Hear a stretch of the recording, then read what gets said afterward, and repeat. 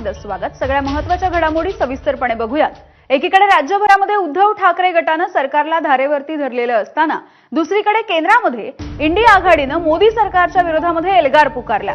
राहुल गांधी यांनी निवडणूक आयोग आणि केंद्र सरकारवरती मतचोरीचा आरोप केल्याच्या नंतर इंडिया आघाडी सरकारच्या विरोधामध्ये आज मैदानामध्ये उतरली होती। दरम्यान पोलिसांनी मोर्चाला परवानगी न दिल्यामुळे आंदोलक आणि पोलिसांमध्ये जोरदार धुमश्चक्री झाल्याचं बघायला मिळालं। निवडणूक आयोगावरती धडक देणाऱ्या मोर्चाला पोलिसांनी आडकाठी केली। यानंतर पोलिसांनी मोर्चेकऱ्यांना ताब्यात घेत त्यांना पुन्हा एकदा संसदेमध्ये सोडण्यात आलं। देशामधील प्रत्येक मतदार स्वच्छ आणि निष्पक्ष मतदार यादीची मागणी करत असल्याचं यावेळेला राहुल गांधींनी म्हटलंय। हम शांतता मार्ग से ही हमारी लड़ाई जारी रहेगी। तो अब आगे किस तरह से मैम करेंगे? महात्मा गांधी जी को आदर्श मानते हैं, उसी तरह हम आगे लड़ाई करते रहेंगे। अनेक खासदारांना पोलीस प्रशासनाकडून धक्काबुक्की सुद्धा झालेली आपल्याला पाहायला मिळालेली आहे।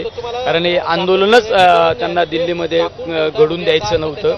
शेवट आज आपण आपली जी चुकीच्या पद्धतीने आपण निवडणूक आयोगाला हाताशी धरून ज्या केंद्र सरकारमध्ये राज्य सरकारमध्ये आलो आहोत ती आजूबाजू उघड पडण्याची वेळ येत असल्यामुळं आज हे आंदोलन चिरडून टाकण्याचा प्रयत्न केला आहे। पुलिस ने परमिशन नहीं दी। जब सरकार ऑपोजिशन से डरती है तब पुलिस को आगे करती है। आज एलओपी और सारे इंडिया अलायंस के जो फ्लोर लीडर्स हैं उनको डिटेन करवा रहे हैं। इलेक्शन कमीशन ऑफ इंडिया घबराया हुआ है कि वो चुने हुए जनप्रतिनिधियों से नहीं मिल पा रहा है क्योंकि उनके पास जवाब नहीं है।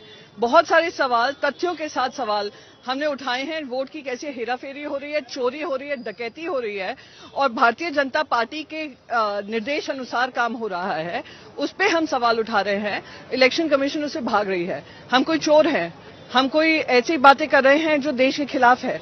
देश हित में हमने बात रखी है और ये जवाब देही उनकी बनती है, पर वो जवाब देने से बच रहे हैं। Most corrupt and bias election commission, इसलिए उनके खिलाफ हम लोग मोर्चा निकाल रहे हैं। वो संविधान के अभाव नहीं है, न तो पार्लियामेंट के बड़े है। पार्लियामेंट में उसकी चर्चा होनी चाहिए। माननीय राहुल गांधी जी ने उस दिन जो बताया है उसको तो नंगा किया है, ये शब्द प्रयोग करूंगा मैं।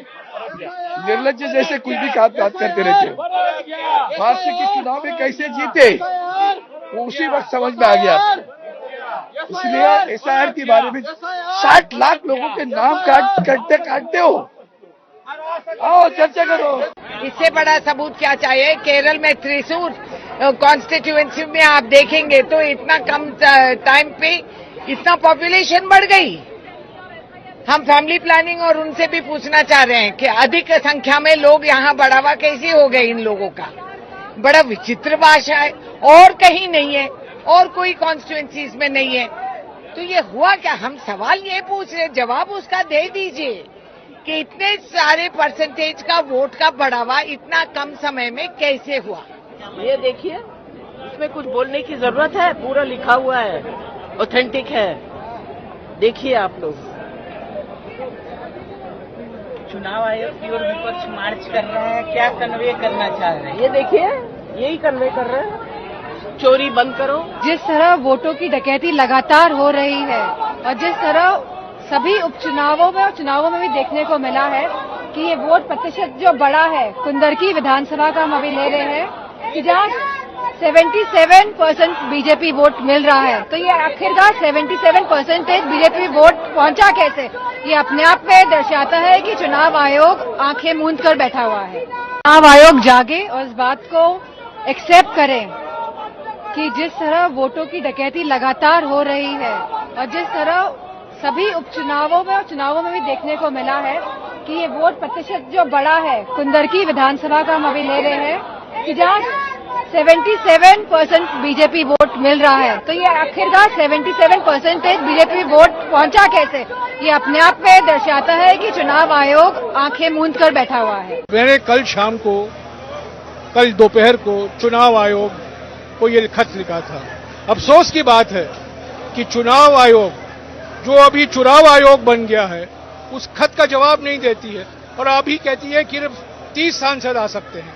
हमारी मांग थी कि सारे विपक्ष के सांसद सामूहिक ढंग से उनको एक दस्तावेज पेश करें। अभी हमें यहीं रोका गया है, निर्वाचन सदन तक हमें चलने नहीं दी जा रही है। तो ये तो यही तो पार्लियामेंट के सामने, संसद के सामने संसद की हत्या हो रही है। देखिए, मेरा खत कल चुनाव आयोग के लिए सीधा था और स्पष्ट तरीके से मैंने कहा था, लिखा था खत में कि सभी विपक्ष के सांसद भ्रष्टाचार